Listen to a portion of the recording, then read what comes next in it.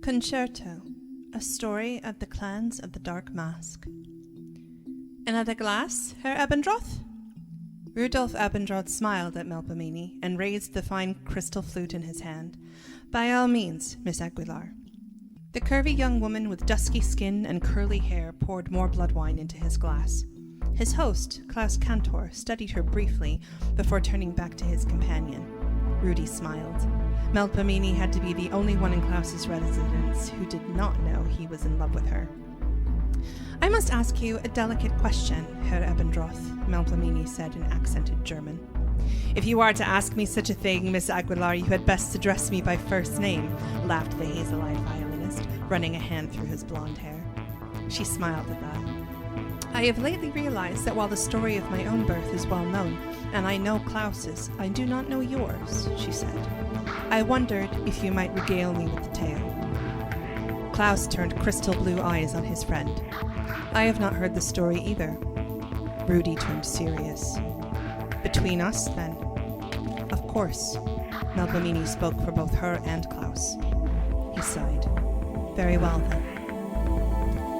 Rudy hurried home through a rain-soaked evening, hardly appreciating the fine architecture and beautiful statuary of Vienna that he had so recently come to love. He was more concerned with getting out of the rain before it soaked through his violin case and warped the wood of his most beloved mistress. The concert house loomed ahead of him, its facade a beautiful conglomerate of stone and glass. As he rushed through its elaborate wooden glass doors, he wondered why he had never stopped to truly admire the building's beauty. More than a building, it was a symbol. Someone's a philosopher tonight, he mused to himself as he entered the left-hand concert hall. He was not terribly late, he observed with relief.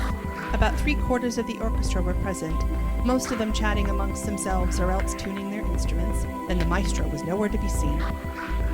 He strode to his seat, removing his violin from its case, and carefully he began to tune the strings. His colleagues were familiar with this behavior.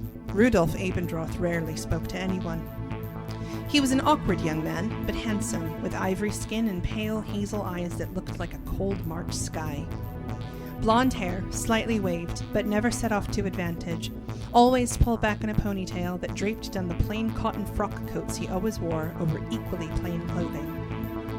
He had grown up in a modest family, and although he was fairly financially successful now, he saw no need to prance about in fancy clothing.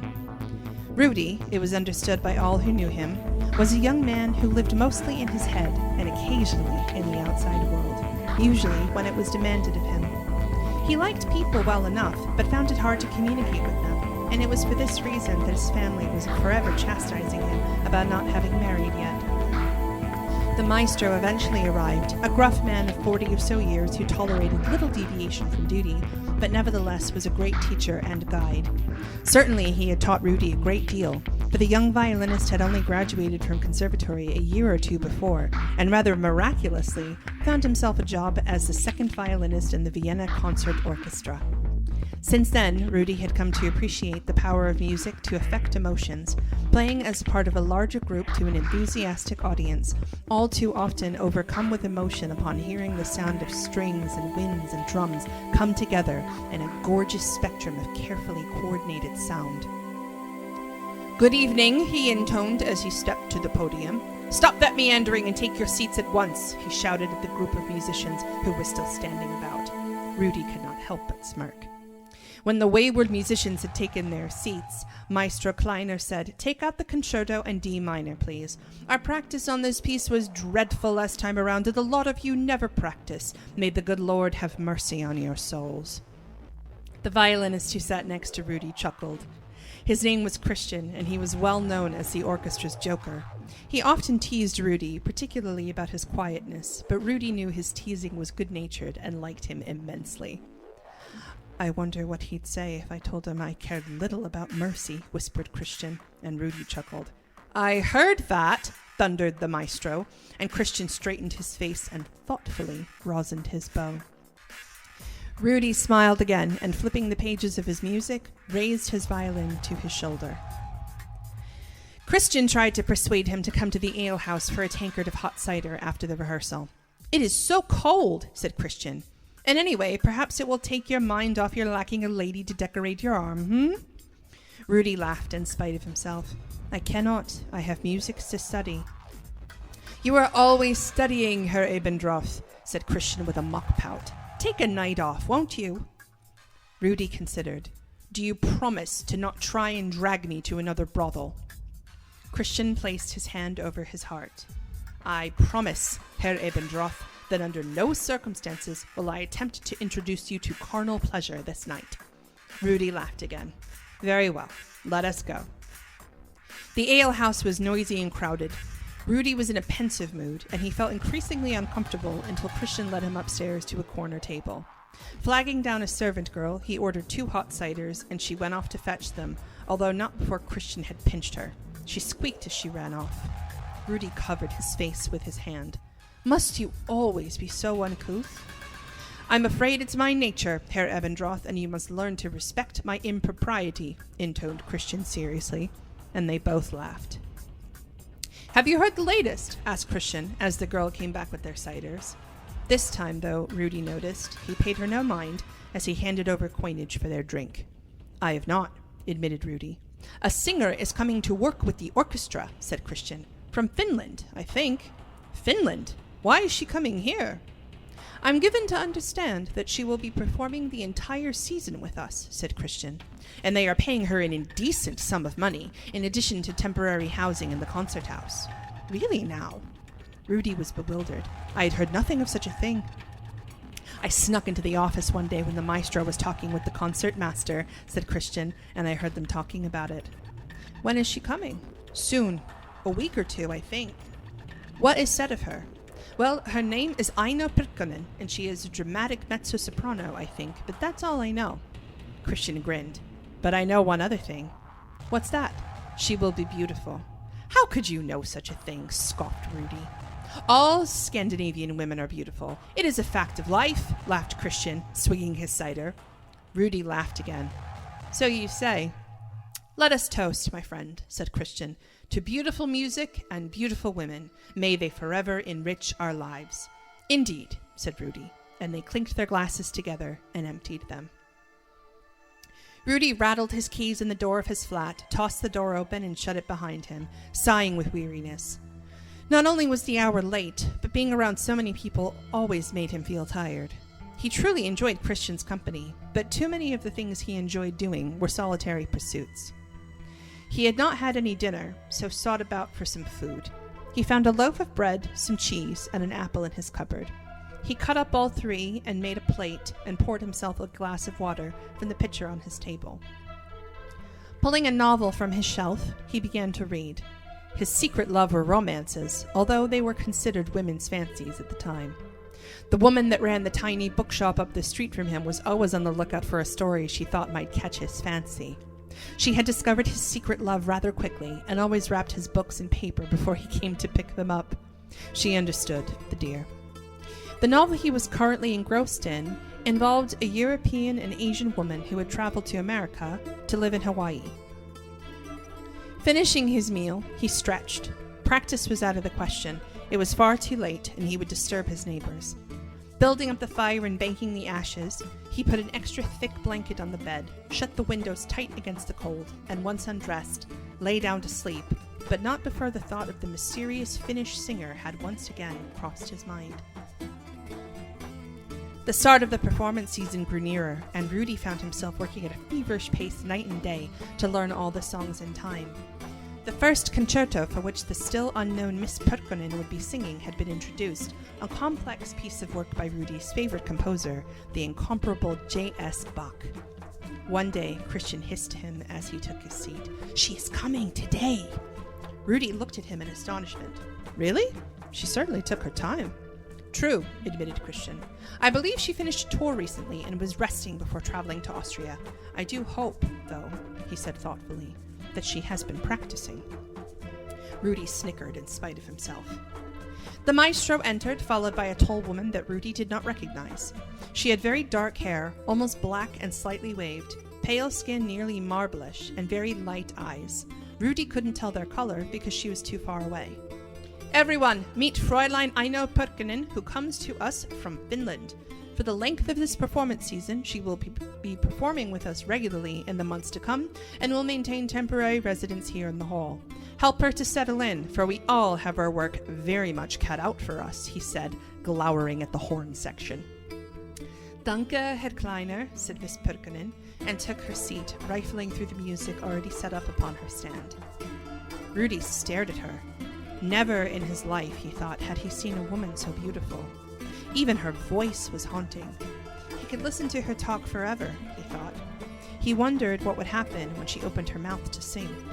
Christian nudged him, bringing him back to reality. Rudy looked back at him to see him grinning. For once, Rudy grinned back. She sang like a lark. As Rudy lifted his violin to his shoulder, his mind became focused like a fine crystal. He played every note, every strain, every crescendo and diminuendo with relentless accuracy. He did not understand why he thought so, but it was as if the entire orchestra had been organized simply to go along with her voice. "Excellent work," said the maestro to the group at large. "Take a short break." Christian sidled over to Rudy, who had been watching the singer without even realizing it. "You should give it a go, my friend." Rudy started and glanced at Christian. "What? Talk to her. What's the worst that could happen?" The violinist looked back at the singer. She must have felt him staring, because she turned around and looked him full in the face. A faint smile touched her face before she turned back to her music stand, and, standing with a rustle of silken skirt, began to sort the sheets of paper. Christian chuckled.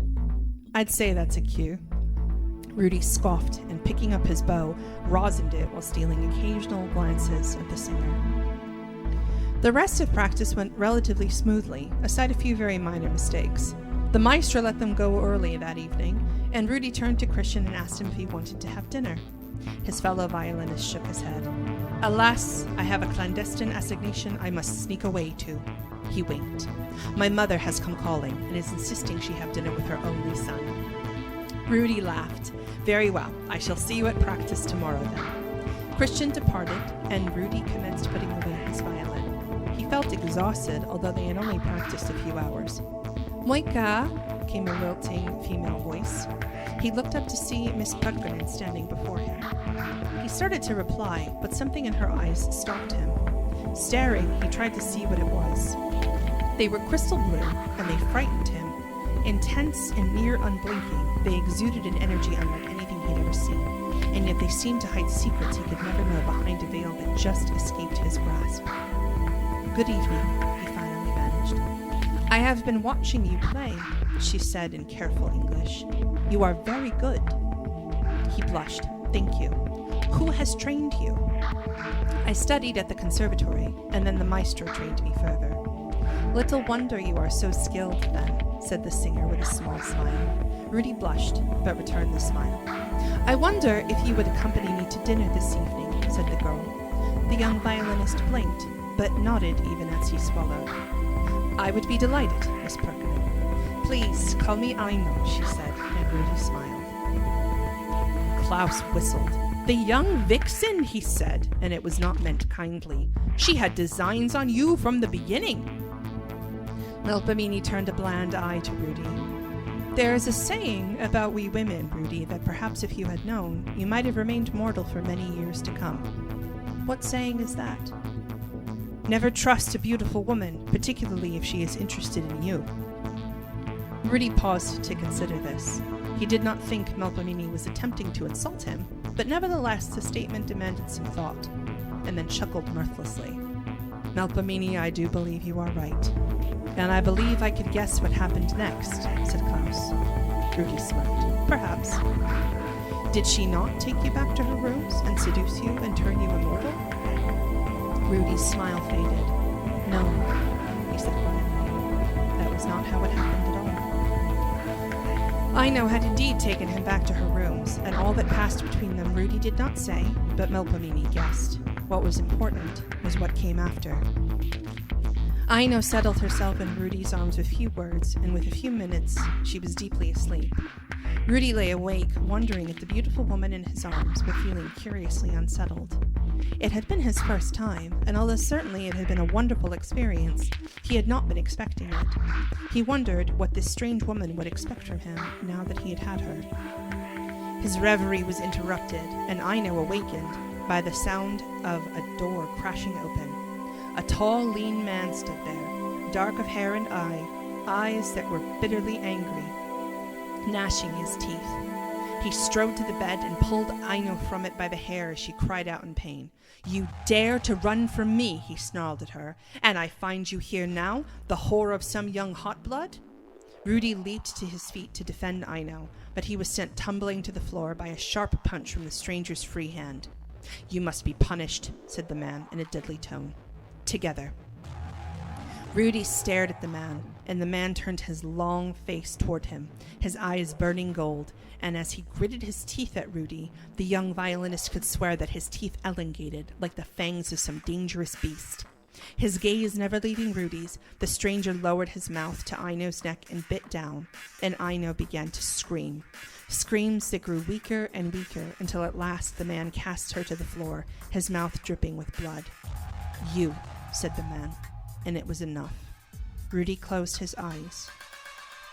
"And awoke immortal," said Melpomene, sadly, Rudy thought. He nodded. "Who was the man?" "To this day I know not," said Rudy. "Only that Aino was his thrall, and I was a casualty of his jealousy." "Who taught you our ways, then?" "Another of the Siren clan took me in," said Rudy, "when he found me many nights later in the forest, feeding on the blood of animals. I regard him as my true father, rather than this man who sired me as one of night's creatures and left me to die." "What happened to Aino?" asked Melpomene. Rudy's face contorted in sorrow. "He took all of her blood. She died before my very eyes." Melpomene took Rudy's hands in hers. "I am sorry for it." Rudy attempted a rueful grin, although it was not successful. "It was many years ago, and I have made something of this dark life that was given to me. That is all I know." Klaus nodded. "Whatever life this may be." And they sat in the silence and sadness until the sky began to lighten.